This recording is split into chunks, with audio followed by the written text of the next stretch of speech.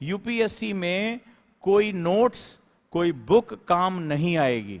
अगर मैं भी तुमसे कह रहा हूं कि ये मेरे नोट से पढ़ लेना आईएएस बन जाओगे, तो मैं झूठ बोल रहा हूं, खुले मंच पे कह रहा हूं, मैं झूठ बोल रहा हूं। यूपीएससी इंटेलेक्चुअल एग्जाम है, यहां रटे रटाए क्वेश्चन नहीं आते हैं। डिमांड सप्लाई को समझने की कोशिश करो, ये बेसिकली सिचुएशन बेस है, क्योंकि तुम्हें सिचुएशन के अंदर ही निर्णय लेने होंगे, सिचुएशन के अंदर ही निर्णय लेने होंगे। और जब तुम इस चीज को समझ पाओगे तभी तुम एक अच्छे ऑफिसर बन पाओगे, नहीं तो तुम्हारा सिलेक्शन, तुम सोच रहे हो कि जाके तुम जन्नत में बैठोगे, चक्की के पार्टों के बीच में होता है। अनटिल अनलेस जब तक तुम ज्वाइंट सेक्रेटरी लेवल पे नहीं पहुंच जाते या आईजी रैंक पे नहीं पहुंच पाते, भाई साहब नौकरी बचानी मुश्किल होती है, नौकरी बचानी मुश्किल होती है। जब तुम फील्ड से बाहर आ जाते हो, यानी डायरेक्टली जब तुम्हारी सोसाइटी से कांटेक्ट नहीं है, तभी तुम सेफ हो पाते हो। जब आईजी रैंक पे पहुंच गए, अब यार रिपोर्ट आ रही है, एसएसपी से रिपोर्ट मंगवा लो, डीआईजी लेवल पे पहुंच गए या ज्वाइंट सेक्रेटरी लेवल पहुंच गए, तब जाके तुम्हारी नौकरी सेफ होती, तब तुम थोड़ा सा आनंद उठा पाते हो। उससे पहले की जो नौकरी होती है बहुत खतरनाक होती है। मतलब समझ लो जैसे जीभ अपनी दांतों के बीच में अपनी जो है अस्तित्व बचाए रखती है, वैसे तुम्हें बच के रहना है। माफिया, नेता, समाज के लोग, तुम्हारे रिश्तेदार, ये सब कोई ऐसे दांतों की तरह कट कट कट कट भागेगा और तुम्हें जीभ की तरह बचते रहना है, जैसे जीभ बचती है। और कई बार क्या होता है, दांत के नीचे आ जाती है जीभ, फिर देखो कैसे रस आता है, वैसे ही होगा। आप लोग गलत कर रहे हैं, फिर से मैं कह रहा हूं, डिस्कशन को लिखिए। मैंने कहा 2 तरीके से निर्णय होते हैं, सामने तुम्हारे एग्जाम्पल, इतनी जल्दी भूल रहे हो, मैं प्रूव करके दिखाता हूं। तुम्हारा सिलेक्शन क्यों नहीं होगा ये मैं तुम्हें बता दूंगा, उसको हटाना तुम्हारी जिम्मेदारी है। इनर्शिया है, स्प्रिंग थ्योरी बताई थी ना, देखो सामने प्रूव कर रहा हूं। एक होता है जो तुम्हें प्रशासन लेने के लिए कहता है मैनुअल के हिसाब से, दूसरा अपने कॉन्शियसनेस के हिसाब से डिसीजन लेने होते हैं, अंतरात्मा और चेतना के आधार पर निर्णय लेने होते हैं। एथिक्स तुम्हें यही सिखाएगा कि कई बार चेतना के आधार पर भी निर्णय लेने होते हैं। इस ऑफिसर ने अगर चेतना के आधार पर निर्णय ले लिया होता तो इसके प्राण बचा लेते कि नहीं बचा लेते? तो यही तो तुम्हें सिखा रहा हूं। और इंटरव्यू क्या होता है, तुम लोगों को लगता है कि ये जीएस का सब्जेक्ट है, ये जीवन जीने का सब्जेक्ट है। इंटरव्यू में तुम्हारे सामने सिचुएशन रख दिए जाते हैं और सिचुएशन में वही डिसीजन ले पाता है जिसके पास त्वरित बुद्धि होती है, जिसके प्रेजेंस ऑफ माइंड जिसे कहा जाता है। और तुम सोच रहे हो कि कोई रट के तुम इस सब्जेक्ट के टॉपर बन जाओगे, दैट इज नॉट पॉसिबल। तो इसीलिए मैंने तुम्हें एक बहुत बड़ी विद्या सिखाई, एक्टिव लर्निंग की। और मैंने उस दिन भी क्या कहा था, तुम एक बार में नहीं सीखोगे, तो अभी आज समझाया है। कल वो जो नीम बाहर लगी हुई है ना, इसकी छड़ी लेकर आऊंगा, उल्टे हाथ पे एक आध मार दूंगा, अगले दिन से नोट्स बनने शुरू हो जाएंगे। और मैं मार दूंगा, क्योंकि मुझे पता है कि तुम सुन के कुछ नहीं सीख पाओगे। अभी पढ़ाया, अभी पूछा, तुम्हें नहीं पता, क्योंकि तुम देखो कितने आराम से बैठे हुए हो और आपको मेरी हर बात लिखनी है। यही जब लिखोगे तो तुम्हें शब्द मिलेंगे। आज जैसे कॉन्शियस डिसीजन एक हमने वर्ड देखा, तो कॉन्शियस डिसीजन क्या होते हैं? क्या कॉन्शियस डिसीजन हमेशा सही होते हैं? और अगर हमने कॉन्शियस डिसीजन ले लिया और हमारे ऊपर एक्ट हो गया, तब हम क्या करेंगे? ये इसी एक शब्द से कई प्रश्न निकल सकते थे। और जब ये प्रश्न निकलने शुरू हो जाएंगे, तब जब टीचर तुम्हें क्लास में पढ़ाएगा, तब तुम्हें मजा आने लगेगा। 90% बच्चों को यह समझ में नहीं आता हमें क्यों पढ़ाया जा रहा है। जीएस पेपर 1 में ही हिस्ट्री क्यों रखी गई, सोसाइटी क्यों रखी गई, ज्योग्राफी क्यों रखी गई, 3 में क्यों नहीं रखी गई? कितने लोग इसका जवाब जानते हैं कि जीएस पेपर 1 में ही हिस्ट्री क्यों रखी गई, सोसाइटी क्यों रखी गई और ज्योग्राफी क्यों रखी गई? कैसे? जीएस पेपर 1 से ही पढ़ाई की शुरुआत होती है ना, कायदे से। ऐसे ही हर कोचिंग में पढ़ाया जाता है। जो लोग मुझे ऑनलाइन सुन रहे हैं वो भी मुझे जवाब दें, जीएस पेपर 1 में ही क्यों रखा?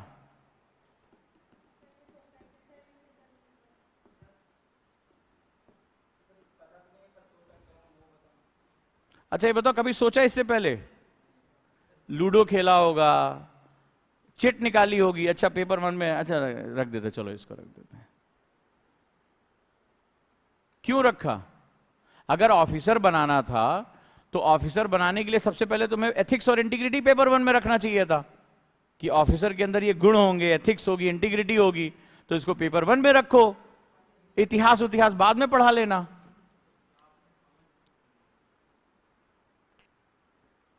और जब भूगोल रखा तो अर्थव्यवस्था रखनी चाहिए थी, इंडियन सोसाइटी क्यों रखी?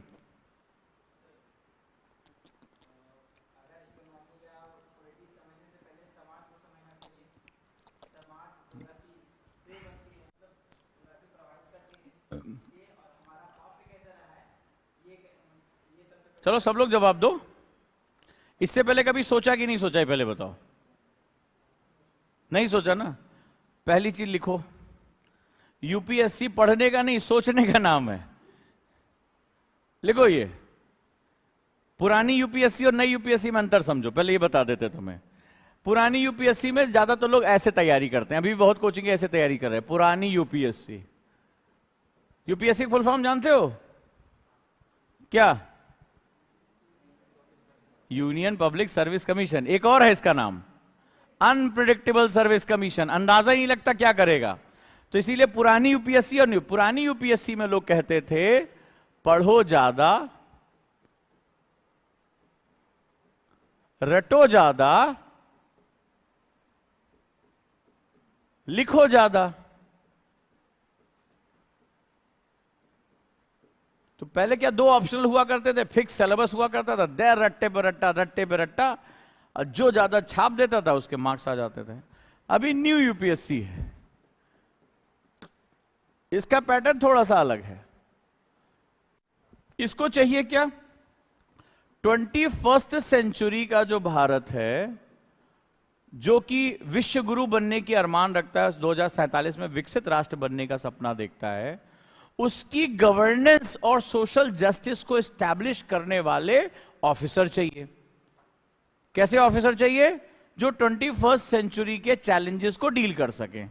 अब 21st सेंचुरी, जरा इससे पहले वाले में चले जाओ तो दुनिया में केवल दो पोल थे, एक यूएस था और एक यूएसएसआर था, रशिया। तो केवल दो महाशक्तियां थी, पॉलिटिक्स भी बराबर चलती थी। बाद में 1991 के बाद पूरी दुनिया में एक ही शक्ति बची, अमेरिका। माई बाप वही था पूरी दुनिया का। पूरी दुनिया में एक ही मुद्रा सबसे ताकतवर थी, डॉलर। ठीक है, तो डॉलर सुप्रीमेसी थी। दुनिया की सारी संस्थाओं के मालिक कौन बैठे हुए थे? यूरोपियंस, अमेरिकन थे। चाहे वर्ल्ड बैंक हो, आईएमएफ हो, डब्ल्यूटीओ, कुछ भी हो, सारे नियम कानून कौन बनाता था? अमेरिका। पूरी दुनिया में सारी किसकी कंपनियों की तूती बोलती थी? अमेरिका। तुम अपने कंप्यूटर का विंडो इस्तेमाल करो, किसका? बिल गेट्स का। फेसबुक इस्तेमाल करो, किसका? मार्क जुकरबर्ग का। दवाई फाइजर की खाओ, किसकी? अमेरिका की। दुनिया, पूरी दुनिया में आप कुछ भी कर रहे, जीपीएस सिस्टम किसका? अमेरिका का। तुम्हारे यहां कोई भी मूवमेंट हो रहा है, अमेरिका बैठ के देख रहा है। हमारे यहां एक परमाणु, एक मूवी आई थी पोखरण करके, उसमें देखना कि वो 24 घंटे में सैटेलाइट आके हमें चेक करता था, तो हमारे वैज्ञानिक छुप छुप के जो है वो परमाणु पोखरण का परीक्षण करते थे। अमेरिका देख रहा है। सोचो तुम यहां बैठे हो, अमेरिका देख रहा है। तो माई बाप वही था। 21st सेंचुरी में आज सोशल मीडिया हो चुका है। अपनी बात कहने के लिए आपको कहीं थाने नहीं जाना है, सोशल मीडिया ट्विटर पे चिपका देना है, लोग अपने आप आगे फॉरवर्ड कर देंगे। 21st सेंचुरी का चैलेंज बिल्कुल अलग है। यूथ है, आर्टिफिशियल इंटेलिजेंस है, कृत्रिम बुद्धिमत्ता है, रोबोटिक्स है। इंसान का काम कौन कर रहा है? मशीनें कर रही हैं। तो अभी जॉब नेचर भी क्या हो गए? बदल गए हैं।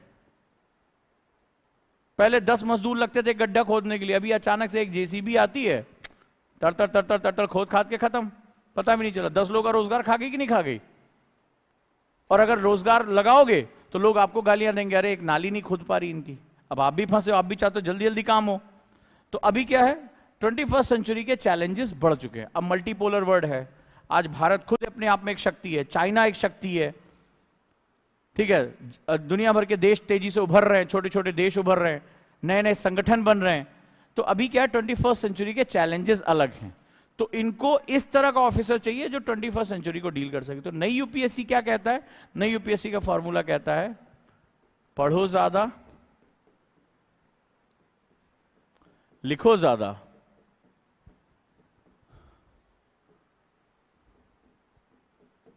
सोचो और ज्यादा, सोचो और ज्यादा।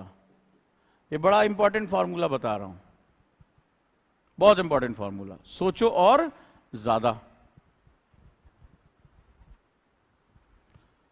तो सोचो और ज्यादा का मतलब होता है think about why these are, ये क्यों हो रहा है, व्हाई इज हैपनिंग। कोई चीज हो रही है तो इसके पीछे क्या लॉजिक है, वो लॉजिक तुम ड्राइव कर लोगे। सोचने का मतलब क्या हो गया?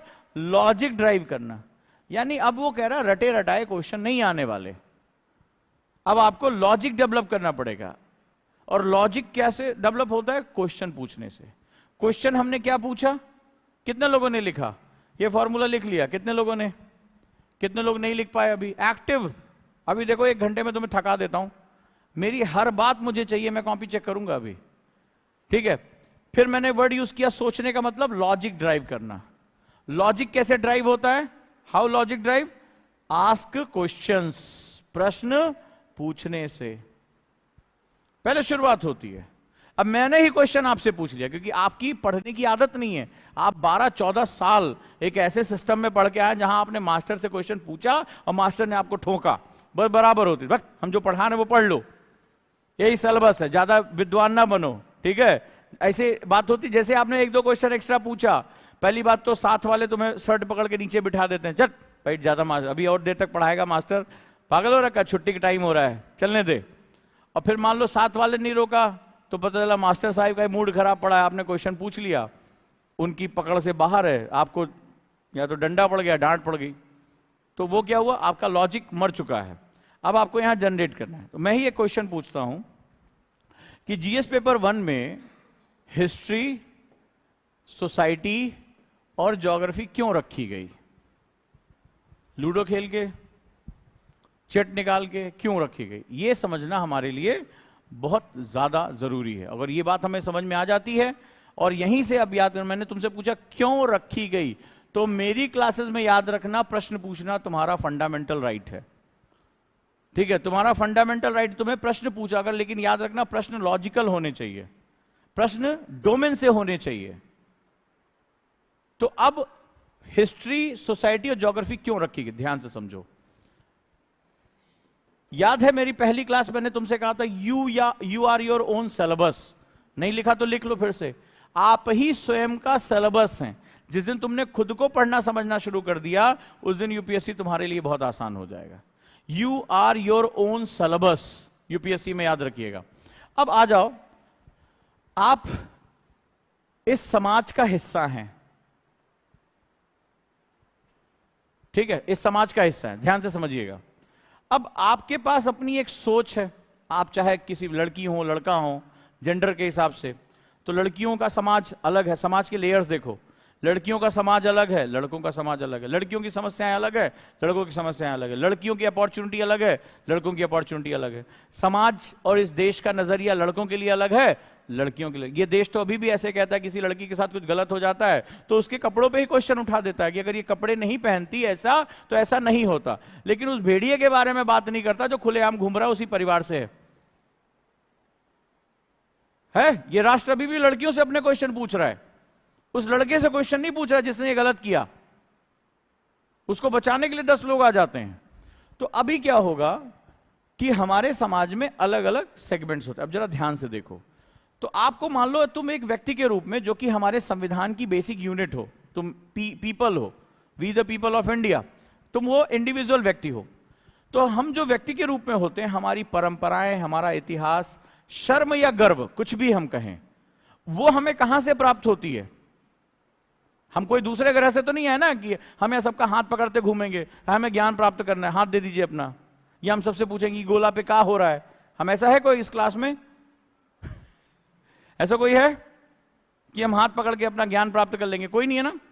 आप एक प्रोसेस से गुजरे हो, 10-12 पास किया होगा, इसी समाज से आए हो, तो जब आपने जो कुछ भी सीखा, चाहे आपने पैट्रियार्की सीखी, आपने मैट्रियार्की सीखी, लड़कियों की इज्जत करनी है, बेइज्जती करनी है, जो कुछ भी आपने सीखा, गुरु का सम्मान करना है, अपमान करना है। बहुत से ऐसे बच्चे होते मास्टर पीट देते हैं, मास्टर साहब ने डांट दिया, अगले दिन चाकू लेके पहुंच गए, दिया गुप्ती पेट के अंदर। मास्टर साहब कहा भैया आप कभी ना किसी से कुछ कहेंगे हम, ऐसे भी आपने सुना होगा, आपने भी कई प्रयास किए होंगे मास्टर साहब को कई अलंकृत भाषाओं से नवाजने का। तो क्या हो रहा है, ये सब कहां से आ रहा है? ये हमें हमारे एक लंबे इतिहास से हमें पता चल रहा है, ठीक है, लंबे इतिहास से हमें पता चल रहा है। तो जो हिस्ट्री होती है ये इस इंडिविजुअल को फीड करती है। ये दोनों चीजें होती हैं। जैसे हमारे घर में कोई चीज होती है, मान लीजिए आपके घर में व्रत है, उपवास है, त्योहार है, तो आपने कभी उसमें प्रश्न नहीं पूछे, वो आपको क्या हुआ है, आपके पिताजी, आपकी माताजी, उनकी माताजी, आपने मान लो बहुत से परिवारों में तीज का त्योहार है, बहुत से परिवारों में करवा चौथ होता है, कई परिवारों में करवा चौथ नहीं मनाया जाता, होता है। तो महिलाओं को बताया जाता है कि भाई कौन सा हमारे, तो वो क्या होता है, वो शादी के बाद आई, जो सास ने बताया कि हमारे यहाँ ऐसा होता है ऐसा नहीं होता, उसको अडॉप्ट कर लेती है। वो उसकी सास ने बताया था, वो उसकी सास ने उसको बताया था। तो ये क्या है, ये इतिहास है। यानी हम जो परंपराएं गर्व, या अब जैसे बहुत से लोग भारतीय परंपराओं पे गर्व करते हैं, वैदिक परंपराओं पे गर्व करते हैं। कई ऐसे हैं जिनको सही ज्ञान नहीं है, वो पश्चिमी सभ्यता पे गर्व करते हैं, भारतीय सभ्यताओं को अंधविश्वासी, रूढ़िवादी, सपेरों का देश बताना शुरू कर देते हैं। यह इंडिया में कुछ नहीं है, सब कुछ वेस्टर्न है। तो वो वेस्टर्न को आंख मूंद के अपनाते हैं। तो उन्हें क्या होता है, अपनी सभ्यता, अपनी संस्कृति पे शर्म होता है। मैं यहां बात नहीं कर रहा हूं सही क्या है गलत क्या है, लेकिन आपने देखा कि ये सब कुछ जो हमने गेन किया है वो अपने इसी इतिहास से गेन करना शुरू कर दिया। क्लियर है? अच्छा, तो हमें हिस्ट्री क्या बताती है? जो हमारे अंदर फीड है, जो हमारा एटीट्यूड है, जो चीजें हम समझ रहे हैं, वो चीज हमें समझने के योग्य बनाती है, या हम उसको ग्रहण करते हैं। इंडिविजुअल, ये किस में है? ये समाज में, क्योंकि इसी इंडिविजुअल के सेगमेंट से क्या बनेगा? समाज बनेगा। लेकिन एक दूसरी भी चीज है, जो भी हम खाते पीते हैं, ठीक है, जो भी हम हैं, जो हमारा पहनावा है, जो हमारी संस्कृति है, जो इतिहास को समृद्ध करने का काम करता है, वो कौन करता है? ज्योग्राफी करती है। जैसे मान लीजिए आप में से कोई हरियाणा से होगा, कोई गेहूं खाएगा, ठीक है, आटा रोटी। कोई राजस्थान से होगा तो दाल बाटी चूरमा उसका होगा। कोई बंगाल से होगा तो मच्छी भात उसका होगा। तो आप में से गलत कौन, सही कौन है? सब सही है। कोई साउथ से अगर है तो वो क्या खाएगा? वो अपना चावल से बना हुआ रसम, डोसा, इडली, ये उसका भोजन होगा। तो आप क्या देख रहे हैं कि आपका जो, और इसकी वजह से ये मेरा समाज क्या है? विविध है। हमारी सोसाइटी कैसी है? डाइवर्स है।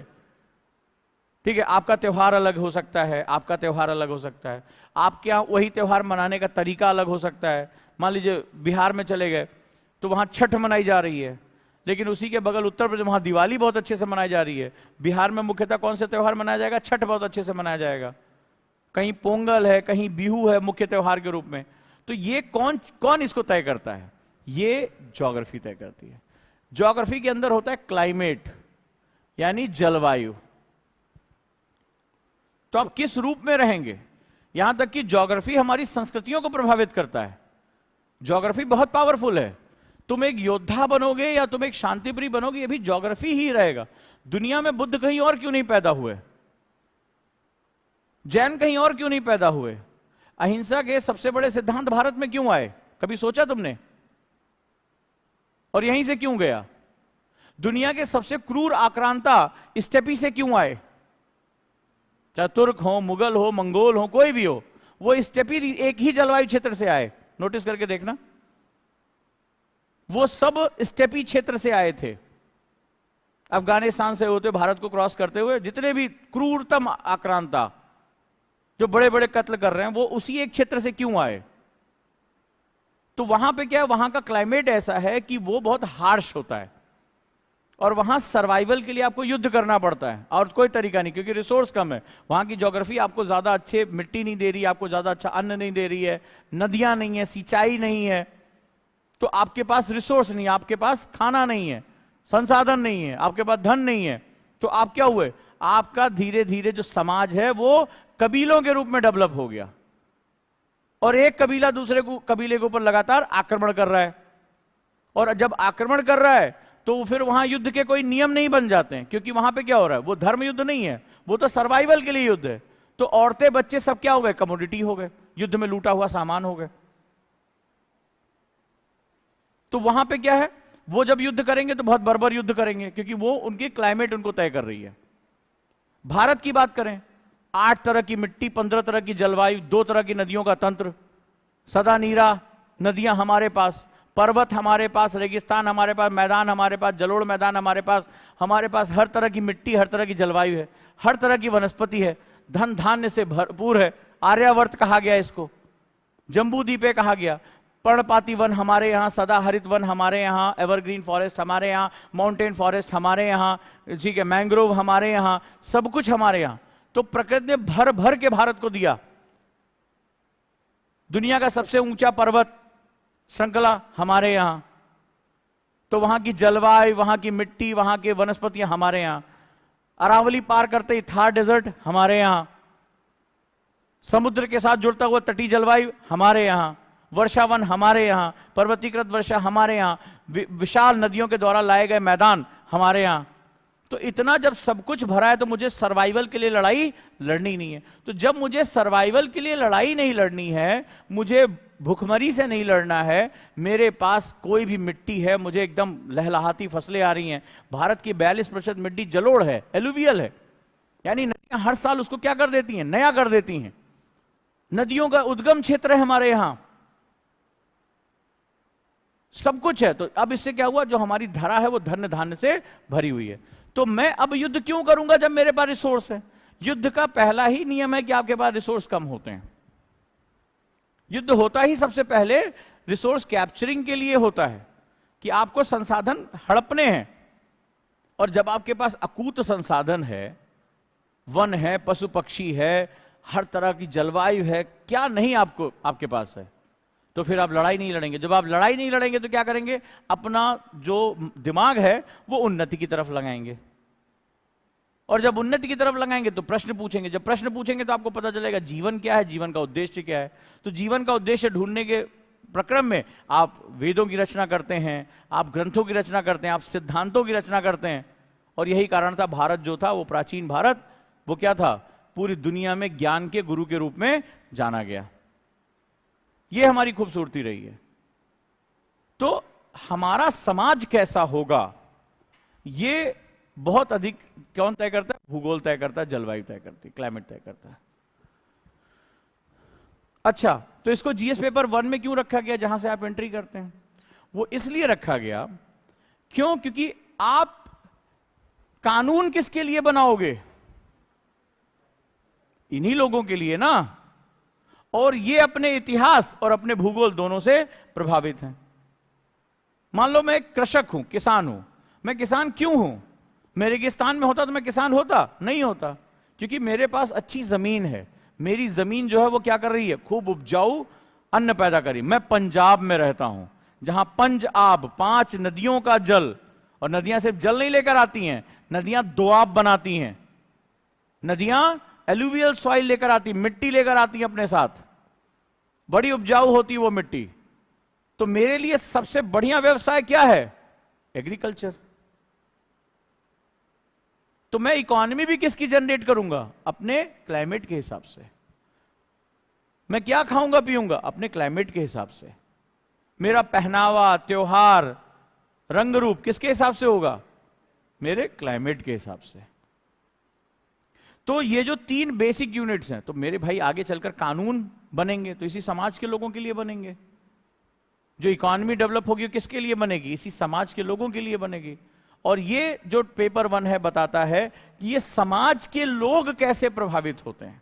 अगर कोई ये कहे कि फलाना लड़की नहीं पढ़ेगी, तो ऑब्वियस सी बात है वो किसी ना किसी पैट्रियार्कियल सोसाइटी का हिस्सा है, जो अपने इतिहास के साथ जुड़ा हुआ है। और उसका इतिहास उसे कह रहा है कि एक समय ऐसा था कि भाई दूसरे आक्रांता आते थे, बेटियों को उठा ले जाते थे, इसीलिए बेटियों की कम उम्र में शादी कर दो। आज भारत स्वतंत्र हो गया, आक्रांता चले गए, लेकिन उसने क्या किया? उसको परिवार की परंपरा बना ली। बना ली कि नहीं बना ली? कि भाई बेटियों की ज्यादा उम्र नहीं पढ़ाना है, जल्दी से जल्दी उसकी शादी कर दें। इसको हम लोग बाल विवाह कहते हैं, चाइल्ड मैरिज। पढ़ो कभी इसकी कहानियां। तो वो परंपरा को उन्होंने एक्सेप्ट कर लिया। तो जब ऑफिसर जाते हैं तो उनको यही समझाते हैं कि देखो ये इतिहास में कहां था, अभी क्या वो आक्रमण हो रहे हैं, क्या वो दुश्मन इस तरह से आ रहे हैं? तो कहते हैं नहीं। तो बोले अब क्यों अपना रहे हो तुम? आज तो भारत स्वतंत्र है, भारत में संविधान का शासन है, तो बेटे और बेटी को दोनों को पढ़ने का मौका दो। क्लियर है? तो आप ध्यान से इन चीजों को समझने की कोशिश करिए।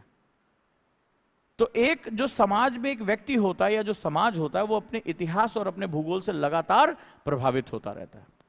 जैसे आप हॉस्टल में आएंगे, आप में से कोई ऐसी जगह से जहां चावल खाया जाता है, मान लो बिहार से हो, बंगाल से हो, तो वहां भात तो खाना ही खाना है।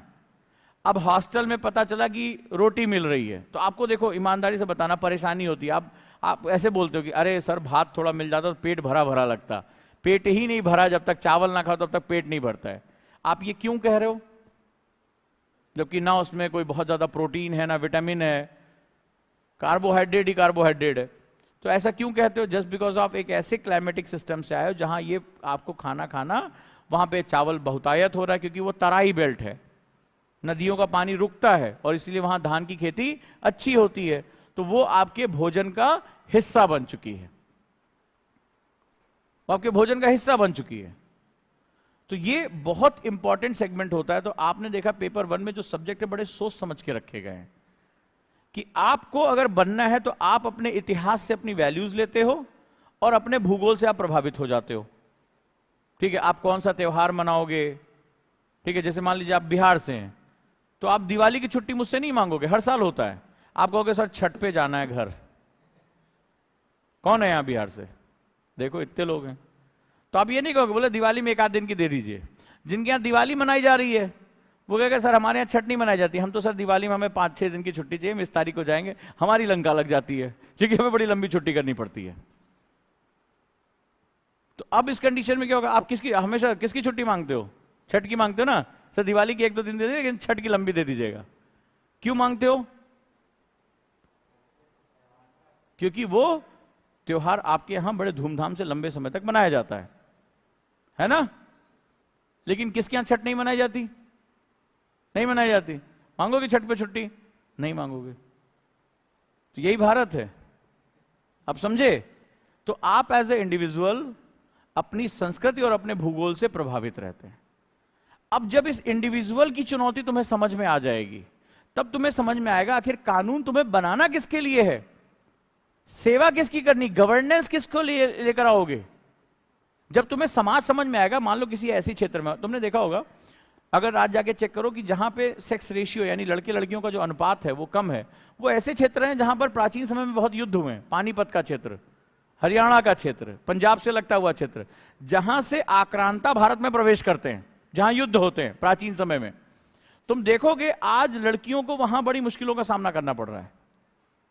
जबकि ये पर कैपिटा इनकम के हिसाब से ये स्टेट बड़े अच्छे हैं, इनकी जो इनकम है वो बड़ी अच्छी है, लेकिन महिलाओं को मिलने वाले अधिकारों में तुम देखोगे यहां पे बड़ी कमी है। अब तुम कहोगे भाई लड़कियों को अधिकार देने के लिए पैसे चाहिए, इनके पास इनकी जो जीडीपी स्टेट की बड़ी अच्छी है, इनके पास अच्छा खासा पैसा, आज जाके चेक करना। लेकिन जब तुम लड़के और लड़कियों के बीच में अनुपात करोगे, सेक्स रेशियो की बात करोगे, तो तुम देखोगे यहां पर लड़कियों की स्थिति अच्छी नहीं है। लड़के और लड़कियों के चुनाव में जन्म के समय यहां लड़कों को प्राथमिकता दी जा रही है। अब कहोगे इकोनॉमी भी अच्छी है, फिर ऐसा क्यों? तो यह समझना बहुत जरूरी है कि इनकी जो परंपरा, जिस युद्ध क्षेत्र से ये गुजरे, जो इतिहास अतीत में है, वो चीजें बहुत मैटर करती हैं, समाज को डिफाइन करती हैं वो। और ये हर जगह नहीं है। आप नॉर्थ ईस्ट चले जाओ, वहां पे अलग तुम्हें सिचुएशन दिखाई पड़ेगी, साउथ चले जाओ वहां सिचुएशन अलग दिखाई पड़ेगी। तो चूंकि आपकी सर्विस ऑल इंडिया सर्विस है, तो आपको क्या करना पड़ेगा? इसीलिए जब सबसे पहले पढ़ा जाता है कि भारत अनेकता में एकता वाला देश है, यूनिटी इन डाइवर्सिटी, हर साल एक क्वेश्चन तुम्हें मिल जाएगा। सो तुम्हें क्यों पढ़ाया जाता है? क्वेश्चन तुम्हें होना चाहिए, यूनिटी इन डाइवर्सिटी का क्या मतलब है? Where diversity come from? ये डाइवर्सिटी आई कहां से? और ये डाइवर्सिटी का मतलब केवल रंग रूप पहनावा यही तो नहीं है ना। देखो तुम भारत में साउथ का इंसान अलग तरीके से दिखाई पड़ता है, उसके बाल अलग तरीके से होते हैं, कश्मीर का व्यक्ति अलग होता है, नॉर्थ ईस्ट के लोग क्या होते हैं, अलग तरीके से दिखाई पड़ते हैं, मध्य भारत के लोग अलग तरीके से दिखाई पड़ते हैं, है कि नहीं है? नाक अलग होती है, चेहरा अलग होता है, माथा अलग होता है, बाल अलग होते हैं, होता है कि नहीं होता है? ये विविधता है हमारी। तो आपको आगे चलकर जो पेपर 2 है वो आपको कहता है कानून बनाना है, संविधान बनाना है। किसके लिए? एलियंस के लिए, भारत के लोगों के लिए। और भारत के लोग कोई एक इकाई तो है नहीं। देखो तुम छठ की छुट्टी मांग रहे हो, वो दिवाली की छुट्टी मांग रही हैं। अभी मैं क्या करूं, मैं एक अधिकारी हूं, मैंने दिवाली की छुट्टी ज्यादा दे दी क्योंकि मैं दिवाली मनाता हूं। हमारे यहाँ छठ नहीं मनाया जा रहा है मान लो फॉर एग्जाम्पल, और मैंने छठ की छुट्टी एक ही दिन की दी, तो मुझ पर क्या आरोप लगाओगे? क्या आरोप लगाओगे? कि सर इनजस्टिस हो रही है, हमारी क्लास में बिहारी बच्चों की संख्या बहुत ज्यादा, बिहार से बहुत बच्चे, और आपने छठ की छुट्टी बहुत कम दी है, दिवाली लंबी छुट्टी दी। अब देखो लग गया आरोप, हो जाएगा। ऐसे ही आपको भी डिसीजन लेने हैं, ऐसे ही आपको भी डिसीजन लेने हैं ऑफिसर के रूप में। तो इसीलिए यूपीएससी कहता है पहले सोसाइटी को समझो। सोसाइटी एक लाइव कैरेक्टर है, एक प्ले है। यहां कौन गलत है, कौन सही है, क्या गलत है, क्या सही है। एग्जाम्पल लेता हूं एक छोटा सा, लिव इन रिलेशनशिप, ठीक है, बिना शादी के एक साथ रहना। तो फेमिनिस्ट जो होंगे वो कहेंगे नहीं, ये तो नारी की स्वतंत्रता का, एक इंडिविजुअल की स्वतंत्रता का। अंत में घिसते पिटते सुप्रीम कोर्ट ने भी इसे एक्सेप्ट कर लिया कि अगर आप बालिग हैं, वयस्क हैं, तो आप एक साथ रह सकते हैं। लेकिन हाल के दिनों में देखा गया कि जो क्रूरतम हत्याएं हुई हैं, जो बहुत ही भयानक हीनियस क्राइम हुए हैं, वो इसी तरह से हुए हैं कि एक पार्टनर से छुटकारा पाने के लिए, क्योंकि शादी के साथ दो व्यक्तियों की शादी नहीं होती है, दो परिवारों, दो संस्कारों, दो संस्कृतियों की शादी हो जाती है कई बार। तो उसमें बहुत से लोग इन्वॉल्व हो जाते हैं, जो शादी में नाच रहे होते हैं वो उसमें इन्वॉल्व हो जाते हैं। मान लीजिए मी झगड़े हुए तो लोग मनाने पहुंच जाते हैं, समझाने पहुंच जाते हैं।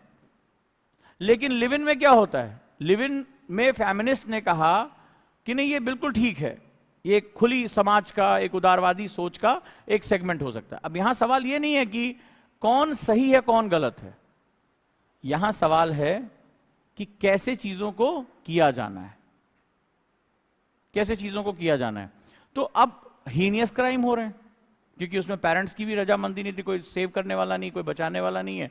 और आपने देखी कितनी क्रूरतम हत्याएं हुई, लाश के टुकड़े टुकड़े, जिसको आप प्यार कर रहे हो, जिसके साथ आप रह रहे हो, और उसी को आपने टुकड़े टुकड़े करके कुकर में भर दिया, कुत्तों को खिला दिया। कैसी कैसी, मतलब जानवर भी सोचता होगा, है बेकार में हमें जानवर कहते हैं, असली तो इधर घूम रहे हैं, ठीक है। तो ये स्थिति कर दी। तो अब ये हमें समझना पड़ेगा कि क्या चीजें हो रही हैं, ठीक है, क्या चीजें हो रही हैं। तो अब समझ में आया कि पेपर में क्यों रखा गया इसको, राइट। डिस्कशन रहा आज का सही। तो अब सोचो कि समाज को तुम कैसे कैसे प्रभावित कर सकते हो, क्या क्या चीजें कर सकते हो। इंडियन सोसाइटी को क्यों पेपर 1 में रखा गया, क्लियर है। तो इंडियन सोसाइटी को पकड़ने के लिए हिस्ट्री और ज्योग्राफी दोनों को बैलेंस लेके चलना पड़ेगा, इसीलिए बहुत कॉम्प्लेक्स सब्जेक्ट हो जाता है, बहुत टिपिकल हो जाता है। डन। तो जिन लोगों ने आज नहीं लिखा वो इसको एज सुन एज पॉसिबल लिखें, दोबारा फिर से इसको सेंट्रलाइज स्टडी करें। डिस्कशन को अभी बहुत से लोगों ने आज नहीं लिखा, खासतौर पे तुम भी नहीं लिख रहे हो, इसको और ज्यादा लिखने की, वर्ड टू वर्ड पकड़ने की कोशिश करो। जिस दिन तुमने टीचर के वर्ड टू वर्ड पकड़ लिए और फ्लो चार्ट बना दिया, उस दिन समझ लेना क्लास तुम्हारी है, क्योंकि इस डिस्कशन में बहुत सी चीजें निकलती। हाँ,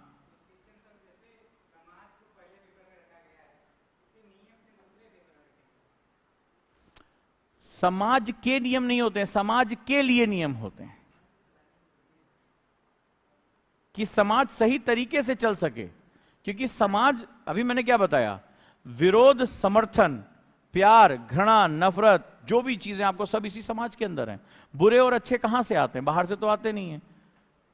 सवाल है कि आपने क्या इनहेरिट किया है, आपने क्या लिया है अपने साथ, उसके ऊपर बहुत कुछ डिपेंड कर जाता है। बस हो गया काम, ठीक है। तो ये सही रूप से चल सके, जो गलत करा उसको दंड मिल सके, सबके दायरे तय किए जा सके, तो इसके लिए क्या बना दिए गए, कानून बना दिए गए। कानून को कहने वाली किताब संविधान कहलाती है। उसमें सबके उत्तरदायित्व, अधिकार, कर्तव्य, इन सब के बारे में बता दिया। अगर आप ये गलत करोगे तो आपको क्या मिलेगा, दंड मिलेगा। अगर आप अपराध करोगे तो आपको क्या मिलेगा, दंड मिलेगा, सजा मिलेगी। ये सिंपल सा फंडा है, क्लियर है। यहां तक कोई डाउट? चलिए फिर आज की डिस्कशन को हम यहां पे करते हैं, फिर आगे डिस्कशन लेके चलेंगे, क्या क्या पार्ट्स हैं, क्या क्या चीजें हमें करनी है, राइट। और एक बड़ा इंपॉर्टेंट सेगमेंट है, क्योंकि 2 ईयर का भी हमने शुरू कर दिया है कॉन्सेप्टर बैच। आप लोग इसके साथ भी जुड़ सकते हैं, गुरुकुल 2 ईयर के लिए, ठीक है। और एनसीईआरटी हम शुरू कर रहे हैं। और आप लोगों को एक बैच लेना होगा आरएफआर का। आप सभी जो लोग 2024 में कौन कौन दे रहा है, 2024 में, उनके लिए एक आरएफआर बैच है जो उनके साथ उनको जुड़ना चाहिए, ठीक है। और वेबसाइट यूज कर रहे हो प्रॉपरली, www.ojang.com, ये वेबसाइट आपके लिए है, यूज करना शुरू करिए, आर्टिकल्स उस पर आते हैं। और ओजांग टेस्ट प्रैक्टिस शुरू हुई? अभी नहीं, कल से आपके टेस्ट शुरू हो जाते हैं। फिर चलिए, फिर लग जाइए। आपको कई टेस्ट से होकर गुजरना पड़ेगा, तो वहां से हम टेस्ट शुरू करते हैं, ठीक है।